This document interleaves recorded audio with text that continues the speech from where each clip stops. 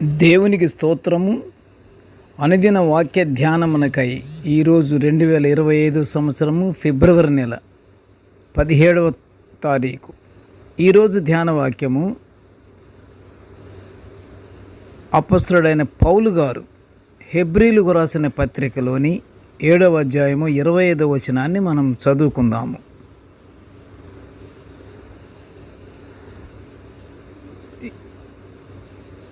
ఈయన తన ద్వారా దేవుని యొద్దకు వచ్చు వారి పక్షమున విజ్ఞాపనము చేయుటకు నిరంతరము జీవించుచున్నాడు గనుక వారిని సంపూర్ణముగా రక్షించుటకు శక్తిమంతుడై ఉన్నాడు. ప్రియ దేవుని బిడ్డలారా, నేటి ధ్యానవాక్యము మనుషులను రక్షించే శక్తిమంతుడైన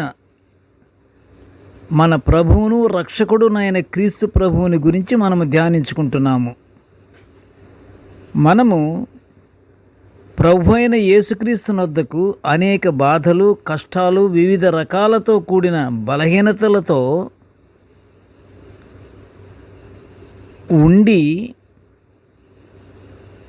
రక్షించమని ప్రార్థన చేసుకుంటాము ప్రభువారికి. ఈ బలహీనతలు మన పూర్వీకుల నుండే మనకు సంక్రమిస్తున్నవే. అందుకే కీర్తనకారుడు కూడా చక్కగా 51వ అధ్యాయము 51వ సంకీర్తన, అధ్యాయం అనకూడదు, 51వ సంకీర్తన 5వ వచనములో ఇలా అంటున్నాడు: నేను పాపములో పుట్టినవాడను, పాపములోనే నా తల్లి నన్ను గర్భమున ధరించెను. వారసత్వంగా వస్తున్న ఆ పాపం మన సంస్కారం ద్వారానో కన్నీళ్ల ద్వారానో ఆ పాప బలహీనతలను పోగొట్టుకొనలేము.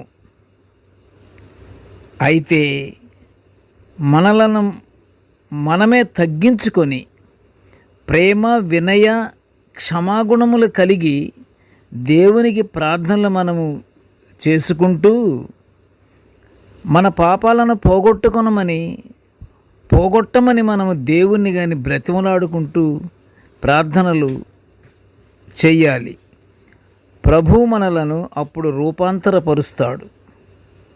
తప్పకుండా మనం దేవుని యందు భయభక్తులు కలిగి దేవుని యందు విశ్వాసం ఉండి మనము బాధలలోనూ కష్టాలలోనూ ఉండి మనల్ని తప్పించమని, అదే రక్షణ అంటే, రక్షణ అనుగ్రహించమని మనం దేవుణ్ణి అడిగితే తప్పకుండా మనకి సహాయం మనకు చేస్తాడు, మనల్ని రూపాంతరపరుస్తాడట. ప్రభు అయిన యేసుక్రీస్తు మన ప్రధాన యాజకుడు గనుక మన పాపములను ఆయన భుజంపై భరించుకొని శిలువపై చిందించిన ఆయన అమూల్య రక్తమే మనకు రక్షణ కలుగు చేస్తుంది. ఎలాగంటే, ప్రియ దేవుని బిడ్డలారా, దేవుడు తగిన సమయమందు మిమ్మల్ని హెచ్చించున్నట్లు ఎలా హెచ్చిస్తాడు? సమయమందు మిమ్మల్ని హెచ్చించున్నట్లు. వాక్యమైతే కరెక్టే. దేవుడు తగిన సమయమందు, వాక్యము అనేది మారదు, పరిశుద్ధమైన వాక్యం అది. తగిన సమయం అంటే ఎప్పుడంటే ఆ సమయము ఆయన బలిష్టమైన చేతి క్రింద దీన మనస్కులై ఉన్నప్పుడు. అలాగా దీన మనస్కులుగా ఉండి మన చింత యావత్తును ఆయన మీద వేసినట్లయితే మన పాపములు క్షమించబడి మనకి రక్షణ కలుగుతుంది. ఇదే మాట పేతురు భక్తుడు కూడా ఏమనంటున్నాడంటే, తను రాసినటువంటి మొదటి పత్రికలో 5వ అధ్యాయము 6-7 వచనాలు చూడండి ఒకసారి. 5వ అధ్యాయము 6-7 వచనాలలో తెలియపరుచుతున్నాడు. ఏమని? మనము ప్రభువునందు బలమైన విశ్వాసము కలిగి శ్రమలో శోధనలను జయించగలిగిన ఆత్మీయ శక్తిని అనుగ్రహించమని దేవుని ప్రార్థనలు చేయాలి.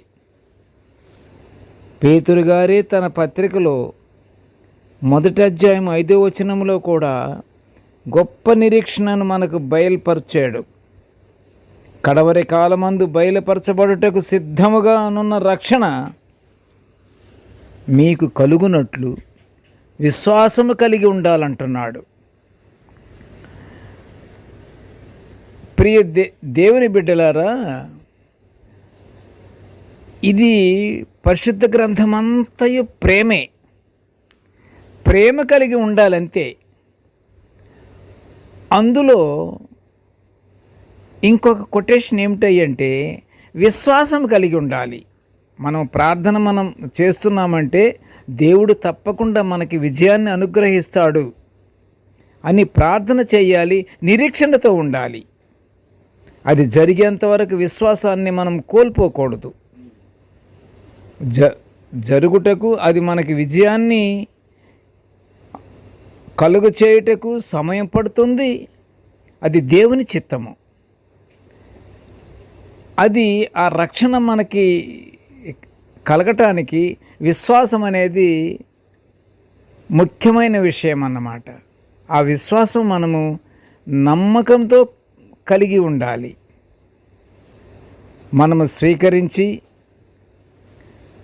ఇవన్నీ, ఈ మాటలన్నీ, పేతురు గారు వ్రాస్తున్న మాటలన్నీ నిరీక్షణ గురించే. ఇవి మనము స్వీకరించి ప్రేమ, విశ్వాసము, ప్రియ దేవుని బిడ్డలారా, ఏమేంటివి మనకు ఉండవలసింది? ప్రేమ, విశ్వాసము, నిరీక్షణ. ఈ మూడు కలిగి మనం ప్రార్థన చేస్తూ దేవుని యందే మన యొక్క బాధలన్నీ దేవుని యందే అప్పచెప్పి ప్రభువారి యొక్క ఆజ్ఞలు, కట్టడలను అనుసరిస్తూ నిత్య ప్రార్థనలతో మనము ఉంటే మనము తప్పకుండా పరలోక ఆశీర్వాదాలు పొందుకుంటాము. ప్రార్థన చేసుకుందాము. కృపగల తండ్రి, జీవము గల నాయన, నీకు స్తోత్రములు తండ్రి. నీ దివ్యమైన వాక్యాలను మేము నిత్యం ఇలా ధ్యానించుకునే ఈ గొప్ప భాగ్యాన్ని మాకు అనుగ్రహించినవయ్యా, నీకు స్తోత్రాలు తండ్రి. మేము మంచి హృదయముతో దేవా, శుద్ధ హృదయముతో నిన్ను స్తుతించుకునే భాగ్యాన్ని మాకు అనుగ్రహించమని వేడుకొనుచుంటున్నాము తండ్రి. నాయన, నేటి ధ్యాన వాక్యమును వినుచున్న ప్రతి బిడ్డను ఆశీర్వదించు తండ్రి. నీకు స్తోత్రములు నాయన. ప్రతి బిడ్డకు తండ్రి నీ రక్షణ అనుగ్రహించమని తండ్రి నేను వేడుకొనుచుంటున్నాను తండ్రి. నీ రక్షణ పొందుకొనటానికి తండ్రి మేము నీ యందు విశ్వాసం ఉంచి, ప్రేమ, విశ్వాసము, నిరీక్షణ కలిగి దేవా, నీ యొక్క గొప్ప బహుమానాల కొరకు ఎదురు చూచి మేము పొందుకునే భాగ్యాన్ని మాకు అనుగ్రహించమని ఈ మనవులన్నీ యేసయ్య పుణ్యనామమున వినయముగా వేడుకొనుచుంటున్నాము తండ్రి. ఆమెన్.